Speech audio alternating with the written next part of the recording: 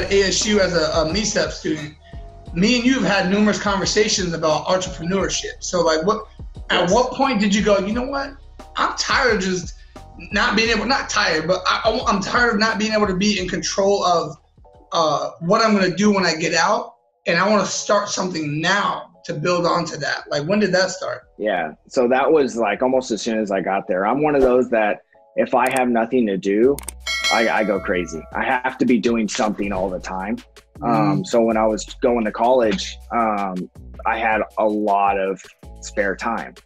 So I was like, what am I going to do with this? So I was like, well, I want to start a business, but I want one that I can control and do on my time and stuff like that. So I mowed my yard at home, and I mowed a couple of my neighbors, and I was like, you know what? I know how to like mow and landscape. So let's try that. So I decided to start a landscaping business, and that's where my graphic design actually came back into play, because instead of having to pay somebody to do all the design work and stuff like that, I just threw together some designs, made business cards, made a Facebook page, and then just pounded the ground, went out with 1,000 business cards and just stuck them in people's doors.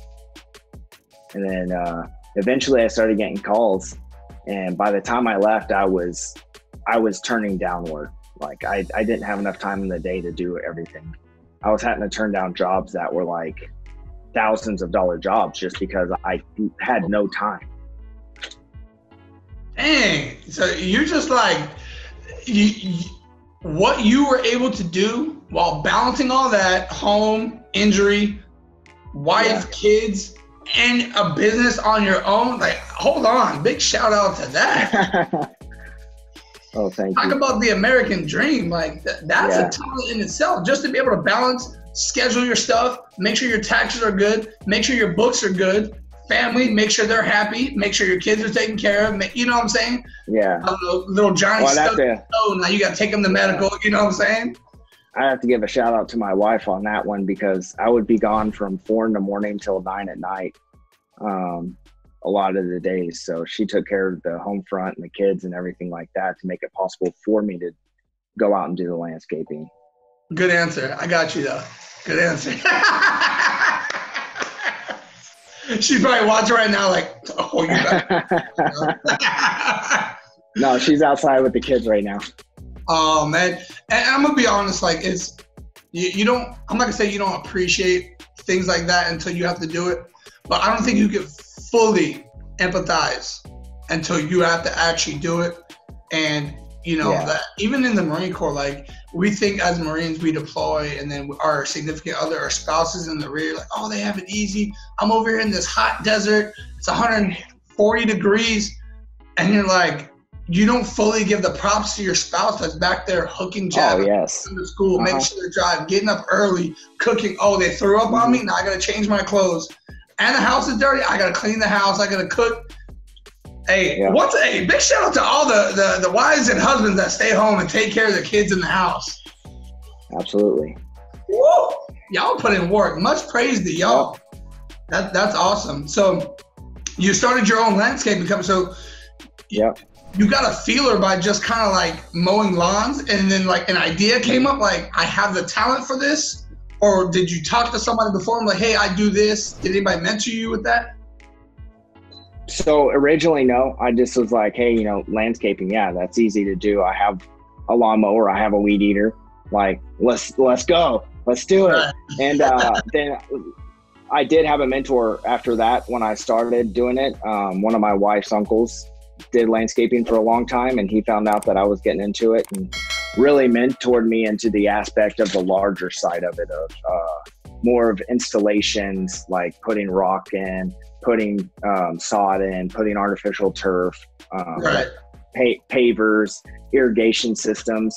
And then that really turned the business around, because I was out mowing yards for like $30, $40 a yard and was making not really much. And then once he kind of mentored me and showed me the larger aspect and the commercial aspect of it, and I was able to get those quotes.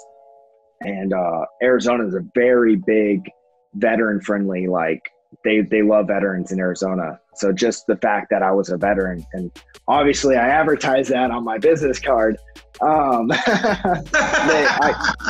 it was like that, and then word of mouth, and then it just spread. I think I was doing 30 to 40 yards a week towards the end, on top of steady installations, and installations like that, which the installations is where you get into the real money of landscaping. Like I could do one installation job 1 week and that's it for the month, and make as much as I do for doing all of those maintenances. But the things with the maintenances is once they trust you and they see you do good work, and then you can mention like, hey, I do installations and I see like your pavers are old, or I see like this is done, I can do this, I can do that. It's all about like, I guess they call it the upsell. So a lot of that turned into extra work that paid off in the end. That's awesome. Like I'm gonna be completely honest. Like I think in Arizona, I don't know if it's because of the heat, I've gone through like 5 or 6 different like landscapers. And it's like they'll do it a couple times and they don't answer the phone, and then it's just that's a huge problem in Arizona. I can't tell you how many times I've gotten to a client's house and they're like, I had a landscaper, and you look at their yard and the grass is like up to your chest, and you're like, when? And they're like, well, they stopped answering the phone, and I kept trying to call them every week and they never answer. I'm like, well, yeah, you should have probably called somebody else sooner. But that's a big problem in Arizona. I'm assuming it's because of the heat or because it's such a commodity. See, like, I think in like the places like California, the weather's so fair, more people don't mind going out there and doing it themselves. In Arizona, people are like sitting there sipping their latte, like on the inside, like, I won't touch that. It's 115 degrees. They're not going to go outside and mow. Not today, people. Not today. Yeah. No, that's awesome. So, and you feel like, obviously right now you went the officer route and you've commissioned already. So where does that leave that whole landscaping, like entrepreneurship business? So I completely dropped everything when I was leaving, because I was actually trying to find somebody to take over the business when I left. And I just couldn't find anybody who wanted to really take it over that I trusted, especially to have the same quality and everything that I wanted.